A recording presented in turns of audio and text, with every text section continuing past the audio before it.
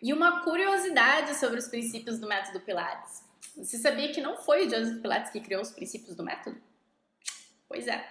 Joseph Pilates escreveu 2 livros, mas em nenhum momento ele fala sobre os 6 princípios do método. Então, da onde que surgiu os princípios do método? Eu vou te contar.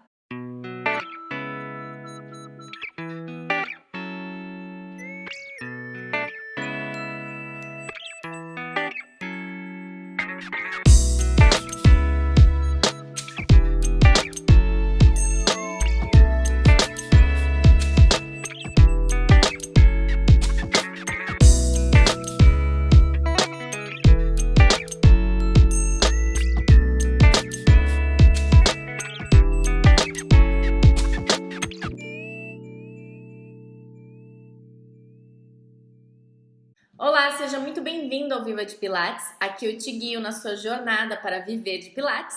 Eu sou a Fran e o tema de hoje é os princípios do método Pilates. E afinal, quais são os princípios do método Pilates?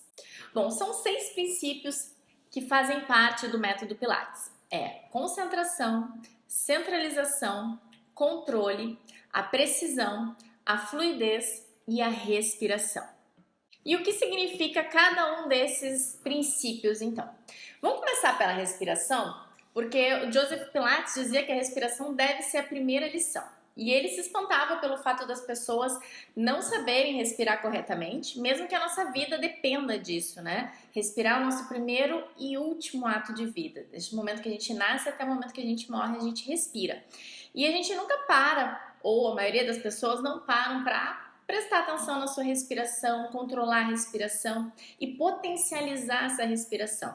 Então, para o Joseph, respirar corretamente era algo vital. A nossa vida depende disso, então precisamos dar atenção a isso também. Dentro do método Pilates, a gente tem um enfoque em expirar o ar completamente, botar todo o ar do pulmão para fora. E quando a gente faz essa expiração profunda, a gente tem 2 vantagens, 2 benefícios nisso. Primeiro que quando a gente expira profundo, a gente acaba potencializando a ação muscular, porque os músculos têm que se contrair para ajudar a colocar todo esse ar para fora. E a outra vantagem é que colocando todo o ar para fora, a gente consegue inspirar mais também, ter uma inspiração mais profunda também. Porque se a gente não soltar todo o ar, a gente não consegue puxar muito ar. Então a gente tem que botar todo esse ar para fora para conseguir inspirar profundamente. Então, dentro do método Pilates, o princípio da respiração é dar atenção a essa respiração, dar enfoque à respiração e trabalhar ela de forma profunda.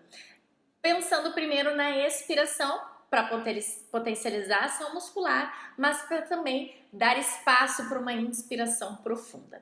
Então, partindo da respiração, que a gente viu que a expiração profunda potencializa a ação dos músculos do tronco, aciona essa musculatura e melhora a ativação do centro. E aí a gente já entra no próximo princípio, que é o princípio da centralização, também chamado de estabilização, princípio da estabilização, que é a partir de todos os movimentos de um centro estável, né, de um centro forte.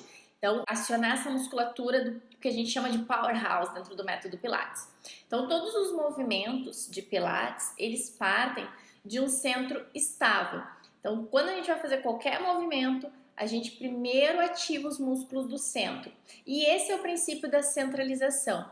Está concentrado na hora de fazer o movimento e antes de fazer o movimento, ativar esse centro de força. Então, a centralização é o movimento a partir de uma fonte estável e a gente também trabalha através de oposições, né? Então, se algo está direcionando para um lado, outra parte do corpo está direcionando para outro lado e o centro está firme, segurando ali tudo isso, estabilizando todo esse movimento.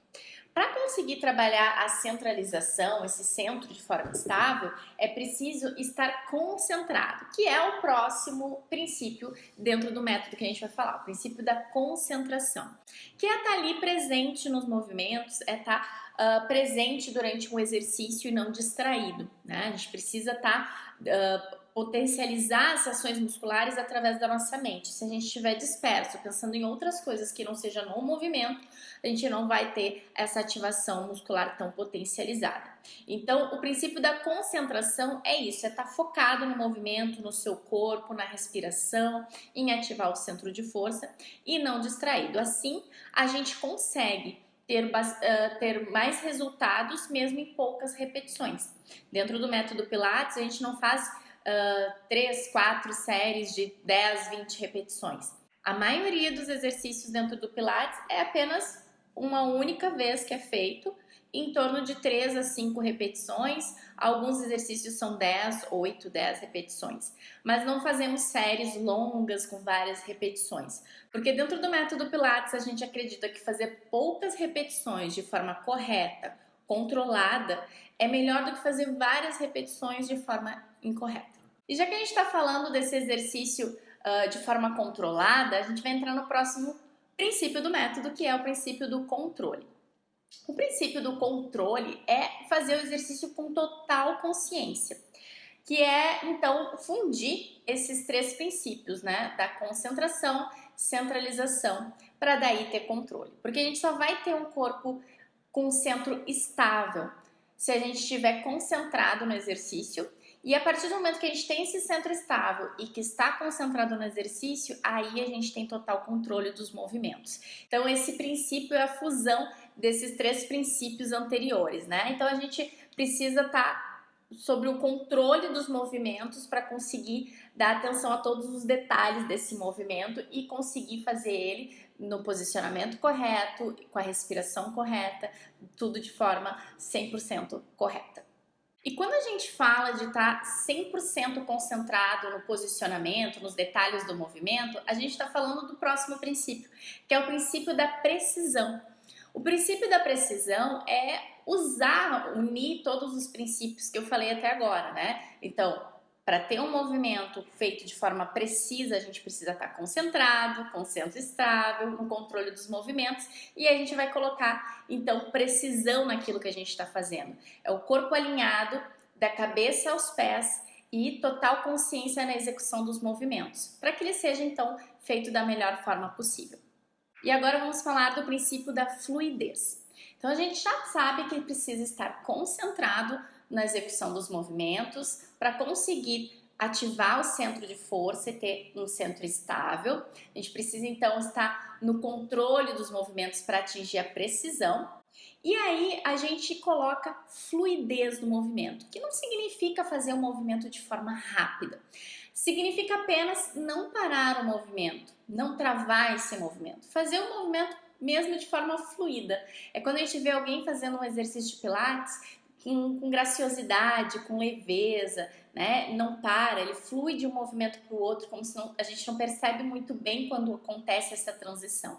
E é onde a gente usa as transições dentro do método Pilates para movimentar de um exercício para o outro sem quebrar o ritmo do movimento, sem quebrar o ritmo do exercício.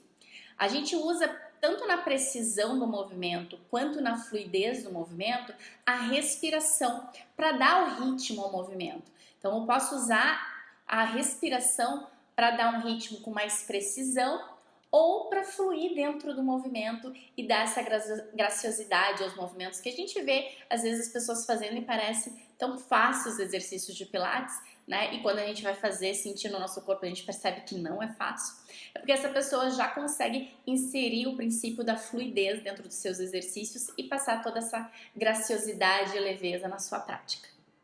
E é por isso que é tão importante a gente conhecer a sequência de exercícios, conhecer a ordem dos exercícios do método Pilates, conhecer as transições que tem entre os exercícios, porque quando a gente conhece a sequência, toda essa ordem, todas as transições, é que a gente consegue colocar o método Pilates com toda a filosofia, todos os seus princípios em prática. Se a gente começa a mexer na ordem, mexer na sequência, ou tirar as transições, já não é o método de forma completa. Então é importante conhecer realmente todos os exercícios, toda a ordem dos exercícios e colocar em prática conforme Joseph Pilates concebeu. E se não usar os princípios dentro da sua aula, você, no final das contas, até vai ter uma aula de Pilates, com exercícios de Pilates. Mas não vai ter tudo o que o método te oferece. Então é como se eu fizesse um bolo de chocolate, sem chocolate, quem sabe até sem o fermento, né? Porque no final das contas eu vou ter o bolo, não vai ser um bolo de chocolate, mas vai ser um bolo. Ele não vai crescer tanto, não vai ser tão bonito como se eu tivesse colocado o fermento. Então não é a mesma coisa, né? Vai ser algum exercício, mas não vai ser o exercício completo, com toda a graça, leveza e tudo que você pode atingir com o método Pilates. E como que se coloca os princípios do método, então, na aula, né? Durante a aula? Então, começa desde o posicionamento. Quando o cliente chega para fazer a aula de Pilates, você posiciona ele para o exercício. Então, primeiro você posiciona ele, aí você parte para o movimento, como que ele deve se movimentar. Isso já vai estar trabalhando a precisão, a concentração, o controle, quando você já indica para ele como ele fazer. Se o aluno chega na aula e você mostra o exercício, demonstra o exercício, ele não precisa se concentrar, ele não precisa ativar o centro, ele não percebe, ele não busca dentro dele como que ele constrói aquele movimento que você está pedindo. Ele só está imitando o seu movimento. E é por isso que dentro do método que eu trabalho, a gente não demonstra os exercícios. A gente usa o tom da nossa voz para guiar o cliente. Então a gente, através dos nossos comandos verbais, coloca o aluno na posição, coloca o aluno no movimento e primeiro trabalha a precisão desse movimento, para depois começar a fluidez. E quem controla esse ritmo de precisão ou de fluidez é a respiração. A gente usa a respiração para ajudar a controlar esse ritmo. E aí, se o aluno não está ativando o centro de força ou não está trabalhando o posicionamento corretamente, a precisão corretamente, ou não está dando ritmo para o movimento na hora que tem que ser dado ritmo, como é que a gente faz para guiar esse aluno e trazer ele para o método, para o que eu quero que ele faça? A gente tem algumas ferramentas na nossa aula que a gente pode utilizar, que é, primeiro, a nossa voz, segundo, se estamos numa aula presencial, o nosso tato, né? Que vão dar todo o apoio que o aluno precisa, o monitoramento que ele precisa durante a aula. E aqui, quando eu falo em tato, talvez a gente não esteja numa aula presencial que realmente a gente possa tocar, convidar ele a fazer algum movimento, mas a gente pode tocar o nosso aluno até mesmo através da nossa voz, né? Então, a nossa voz serve para dar dicas, né? Então aprofunda o abdômen para dentro, para cima, cresce o topo da cabeça em direção ao teto. A nossa voz serve para dar a entonação.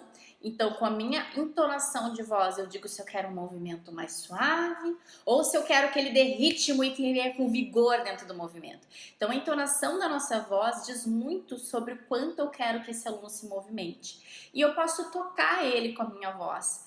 Eu posso dizer para ele coisas que vão fazer com que ele absorva, né, o que eu estou tentando dizer.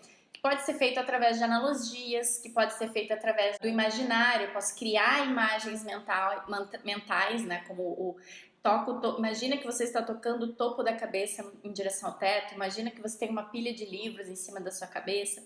Então a nossa voz tem muito mais poder do que a gente possa imaginar, tá? E é dessa forma que eu vou trazendo meus alunos para os princípios do método. Desde o momento que eu posiciono ele no colchonete para fazer os exercícios, desde o momento que eu começo a colocar ele em movimento e eu vou então trazendo ele para o meu ritmo, para o ritmo que eu quero que ele faça cada exercício. E onde que eu vejo que as pessoas acabam errando na aplicação dos princípios do método? No querer colocar todos os princípios de uma vez só. Fazer a pessoa se movimentar, respirar e já fazer, e com precisão e fluir tudo junto numa mesma calma, né? Não, o aluno que tá chegando ali novinho, ele não vai sair fazendo tudo de uma vez só. É como se fosse o bebê acabou de nascer, a gente quisesse que a criança saísse correndo e pulando. Não, ela passa por todo um processo de fortalecer os eretores da coluna, rolar para um lado, rolar para o outro, até que ela começa a ficar de joelhinhos, até que ela começa a engatinhar, e aí ela começa a se apoiar e ficar em pé, e daqui a pouco ela caminha, e depois ela começa a correr e pular, enfim. tem um processo, né? E o aluno que está começando não vai ser diferente. Ele primeiro precisa aprender a se concentrar, para ele aprender a ativar o centro de força, estabilizar esse centro de força, para daí ele controlar os movimentos. Então, quando é um aluno que está começando no Pilates, eu vou primeiro trabalhar muita precisão do movimento dele. Não que eu não vou trabalhar a fluidez no primeiro dia de aula, a gente já vai trabalhar a fluidez desde o primeiro dia de aula.